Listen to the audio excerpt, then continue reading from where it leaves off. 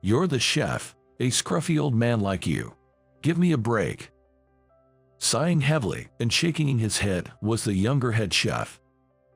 "Why on earth would someone like you be working here? Has HR finally lost its touch? Just do some cleaning or something. That's more your style." With a look of utter disgust, he pointed me out and assigned me some cleaning tasks before returning to the kitchen. I'm reaching my limit of patience. I came here to cook. A month later, when the head chef couldn't cook anymore, I stepped in and cooked. Who made this dish? That was the moment my life took a dramatic turn. My name is Jack. Due to certain circumstances, I'm unemployed. Fortunately, I had some savings, so I thought of this as a summer break from life and didn't work for a while, but I have a family to consider. Just as I was thinking it was time to start working again, I got an offer from Frederick, an acquaintance, who asked me, "How about cooking at my place?" The job was at an upscale restaurant frequented by politicians and top entertainers. "It's been a while since you last worked, but with your skills, you'll be fine, right? I didn't graduate from high school, nor did I attend a culinary school, but I'm confident in my cooking skills." And Frederick saw that talent in me and invited me. I couldn't let him down. "Leave it to me," I replied with enthusiasm. This upscale restaurant, spread across major cities, was quite a large operation. It was divided into various sections like reception, service, cleaning, each with regular training and workshops, not just cooking. My name is Jack. Starting today, I'll be in the cooking department. I'm looking forward to working with you. On my first day, eager to make a good impression, I greeted everyone cheerfully, but the man in front of me seemed to be in a bad mood. Such low education, didn't even go to high school or culinary school. It's sickening enough that an amateur is here. And what's with that outfit? On this day, I had dressed casually in slacks, a t-shirt, and a jacket. As Frederick had told me, "You're just going to change anyway, so dress comfortably." Do you even realize where you are? If you were a skilled chef, it might be accepted, but as an amateur, at least show some sincerity with your attire. This grumpy man was Tom. After graduating from culinary school, he trained in French cuisine in France and was appointed head chef here at the age of 30, as I heard from Frederick. "A guy like you in our kitchen, what is HR doing? Here you go." Saying this, he handed me a basket of cleaning supplies. "A scruffy old man like you shouldn't even be in the kitchen. Go do some cleaning. That's more suitable for you. Don't come back until I've cleaned all the toilets in the storeroom," he said, shutting me out of the kitchen. Honestly, it was frustrating, but I decided to take it as an apprentice job and do it. Maybe if I show my work ethic here, I might get some recognition. I didn't just clean the toilets and storeroom. I scrubbed every nook and cranny, both visible and hidden. First, I had to earn my way into the kitchen, so I fueled my enthusiasm. But 2 weeks passed, and I was still cleaning. "Jack, you really are efficient. Your work is meticulous." Jennifer, a part-time cleaner, always praised me like this. My reputation among the cleaning staff was rising, but I was feeling mixed as cleaning wasn't what I wanted to do. Everything starts with cleaning. I've been taught to always tidy the place before you work, so cleaning itself wasn't a burden. In fact, I like cleaning, but this was a different story. The first week was good. While being burdened with work, I managed to clean places the cleaners couldn't reach. It was rewarding and fulfilling. But by the second week, there was hardly anything left to clean. Having done almost all the major cleaning in the first week, once the toilets and water areas were done, only light cleaning was left. This left me with too much idle time. And now it's been 3 weeks since I've been relegated to cleaning duties. I still haven't been allowed into the kitchen. I just wanted to work in the kitchen, even if it meant starting with dishwashing. I tried to negotiate with Tom several times, but he never agreed. Do you really think someone like you can negotiate? Just stick to cleaning. I've already finished almost all the major cleaning in the first week, and I have an excellent cleaner working with me every day. So I at least want to start in the kitchen with dishwashing. You don't deserve to be in the kitchen. Just go back to cleaning. And like that, I was shut out every time. Why do I have to endure this?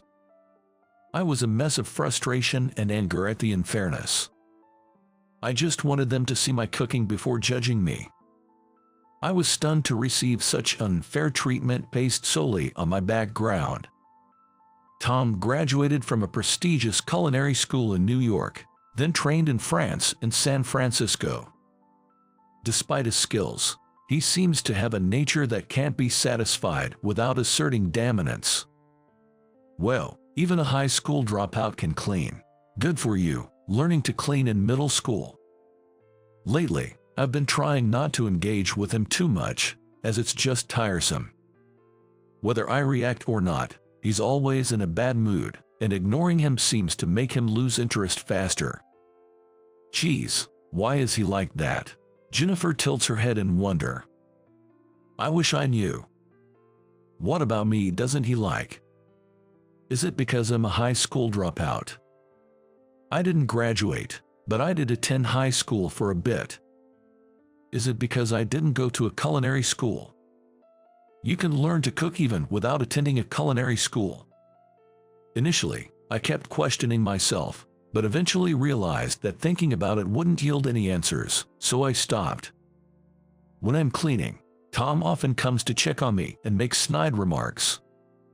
Humph, cleaning suits you. You're more fitting as a cleaner than a chef, he says, smirking as he watches me clean. I was taught that everything starts with cleaning. When I reply like that, he visibly gets in a worse mood. Is that so? Then keep doing it for life. He clicks his tongue, kicks a nearby trash bin, and messily shuts the door on his way back to the kitchen. It's really too much, Jack. You're actually supposed to be in the cooking department, right? Jennifer sympathizes with me, seeing how much disdain I'm receiving. Thanks for worrying about me. While I felt embarrassed, her kindness was a relief to me. It's not your fault, Jack. Besides, we're grateful to you. Jennifer, look, most of our cleaning team are older ladies, right? Many of us have backaches. You cleaning every corner so thoroughly, even in places we can't reach. Whether it was encouragement or sincerity, Jennifer patted my shoulder, saying cheer up, and went back to the break room. I was reaching my limit of patience, but I endured it. I didn't want to disappoint Frederick or cause problems, and the part-time staff in the cleaning team were all nice people, making it a comfortable place to be. I didn't plan to stay in the cleaning team forever, but I didn't want to be bothersome or cause any trouble either. Then, one day, an opportunity arrived. A high-profile politician, Mark, was coming to the restaurant, creating a buzz. With a tense atmosphere to avoid any mistakes, the tension was palpable. The kitchen was filled with nervous energy. Suddenly, a loud crashing sound echoed, and the commotion intensified. Tom, are you okay? Such a bad injury. We need to stop the bleeding. It seemed that Tom had been injured. His injury was severe enough that he couldn't hold a knife, and amidst the hurried first aid, the kitchen was enveloped in anxiety. What do we do? There's less than an hour left. In the bustling kitchen where everyone was flustered because they couldn't start cooking without Tom, I raised my hand. Which recipe is it for today? I'll do it. The room fell silent. They seemed unsure whether to let me do it or not. Go ahead and try if you think you can. It's a good opportunity. Tom said, his face twisted in pain. It must have been a tough decision for him. A young apprentice handed me the recipe. Here it is. I quickly read through it and picked up a knife.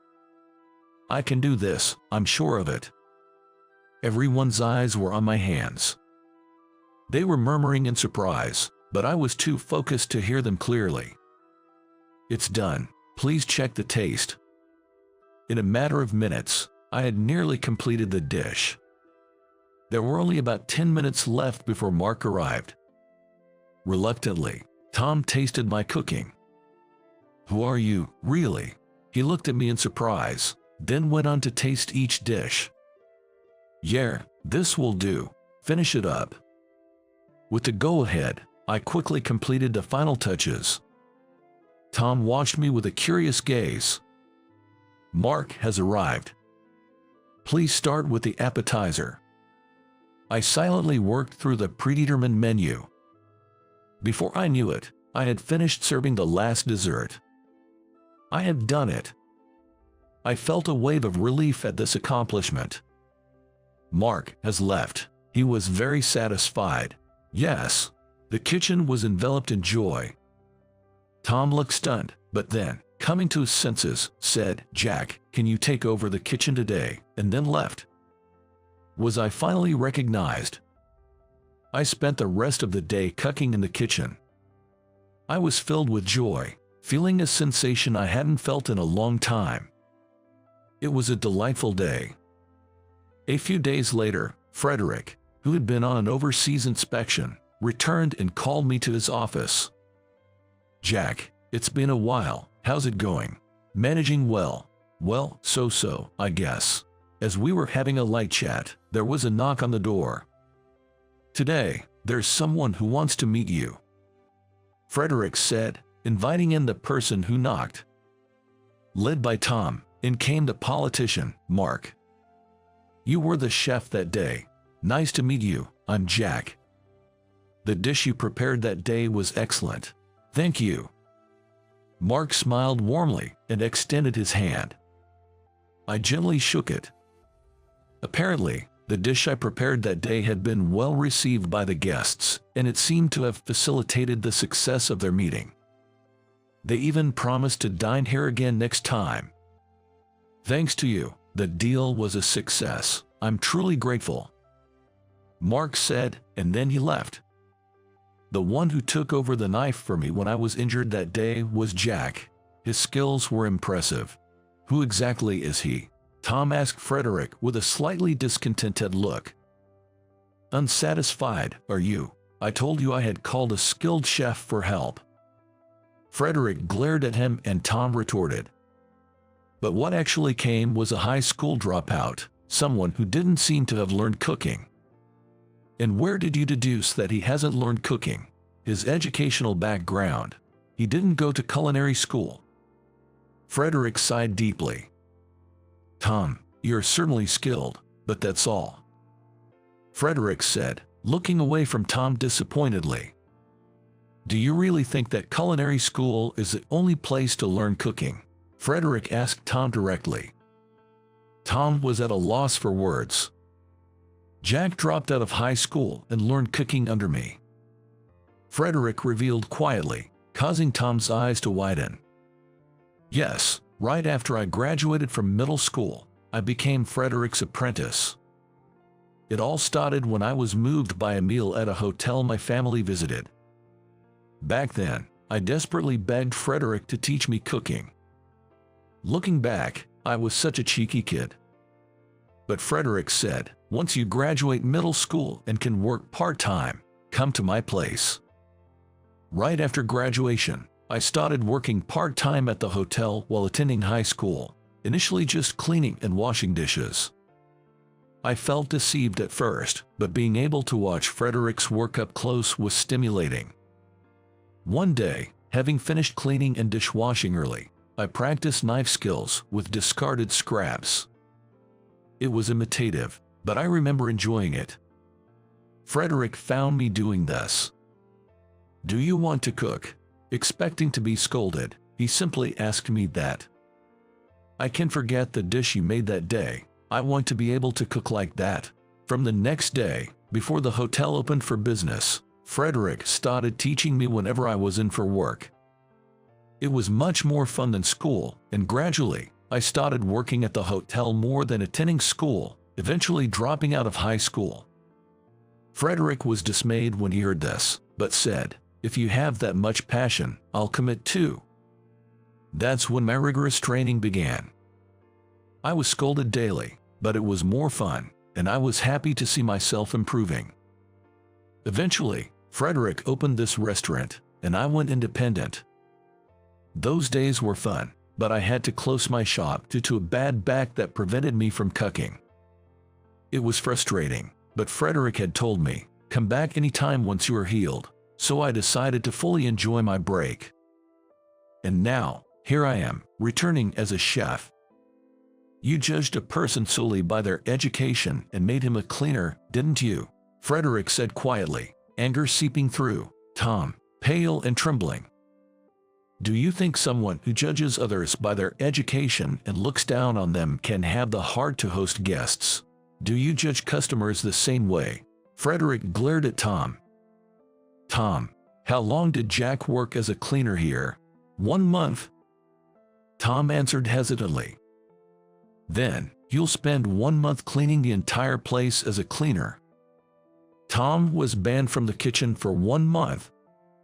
This seemed to hit Tom hard. He was quite dejected. A month later, after his ban was lifted, Tom came to apologize to me. Jack, I'm really sorry about that time. I was surprised by how deeply Tom apologized. Please don't apologize. It's all in the past now. But, really, don't worry about it. Instead, let's focus on providing better dishes to our customers. Saying this, I finally got Tom to agree.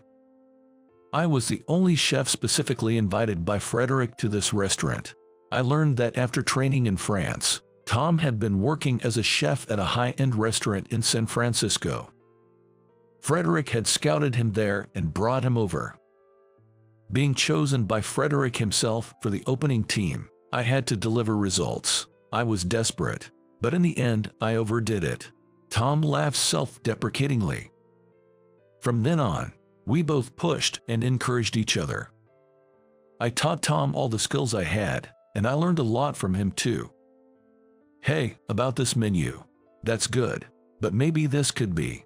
Every day after business hours, we brainstormed new menu ideas and techniques. It was fulfilling. Inspired by us, other employees started asking for advice, leading us to hold regular tasting sessions and training workshops. Everyone polished their skills for these sessions, gaining confidence and improving rapidly. As the chefs grew, the restaurant's reputation soared, and more chefs went on to open their own places. Being a chef from this restaurant became a brand in itself, and I became the head chef before I knew it. Tom recommended me when he decided to start his own restaurant. Jack, this is for my restaurant. Taste it for me. One day, Tom brought a prototype dish he planned to serve at his restaurant. A fusion of the depth of Italian cuisine and the refined presentation of French cooking. A beautiful dish, Tom's real style. Yeah, it's good. I really like it. I couldn't have made it this far without you, Jack. We exchanged a firm handshake. No, it's all thanks to your own efforts, Tom. I'm looking forward to your future. Since then, I've continued as the head chef. I'm enjoying challenges set by Frederick and the quick learning of the young chefs. Jack, could you taste this? Jack, something seems missing. How can I improve it? Everyone is full of enthusiasm and dedication, constantly honing their skills. You've changed the atmosphere of the kitchen. Impressive. Frederick said one day when he called me to his office. No, I haven't done anything special, just doing what I can. I answered while scratching my cheek. I'm grateful for this wonderful environment. I'll continue to do my best. We exchanged polite thanks and shared a laugh. Frederick, let's cook together again soon. My knife skills are still sharp. I quietly continued my studies, looking forward to a cooking showdown with Frederick, and he seemed to be doing the same. Mark has become a fan of my cooking since then, often dining alone at the restaurant. Recently, for Mark's birthday, I had the honor of cooking at his home. Such experiences are rare. I'm truly grateful for them. I'm lucky to have met a skilled chef like you. Those words are too kind for me. I'll continue to improve.